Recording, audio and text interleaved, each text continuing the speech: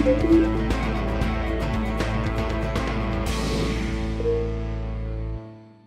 un projet qui est né en milieu hospitalier, qui concerne une prothèse de genou, qui est destinée à des personnes qui sont amputées au-dessus du genou.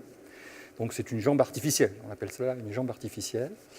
Et la difficulté de ce projet, c'était de trouver une solution qui permette à l'amputé de contrôler le moteur de cette prothèse, puisque c'est une prothèse motorisée, sans établir de liaison filaire avec l'organisme.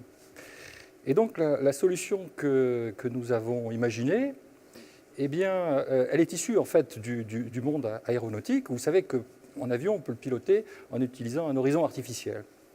Et nous nous sommes dit qu'en dotant la prothèse du sens de la verticale, et en utilisant le sens de la verticale de la personne amputée pour communiquer avec cette prothèse, eh bien, on allait être capable de créer un lien fonctionnel, n'est-ce pas, pour contrôler le mouvement de cette prothèse. Voilà. La prothèse allait en quelque sorte s'intégrer au schéma corporel et suivre, accompagner les mouvements naturels, intuitifs de la personne amputée. Elle a subi différents stades de validation assez complexes, parce que c'est un projet assez long, assez complexe.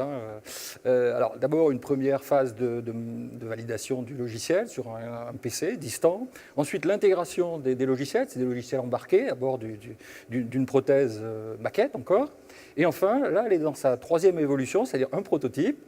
Et un prototype qui a été donc, vous avez pu voir le film tout à l'heure, et qui est cette fois-ci totalement opérationnel et qui remplit donc les fonctions de marche telles qu'on peut les voir donc sur cette vidéo. Voilà.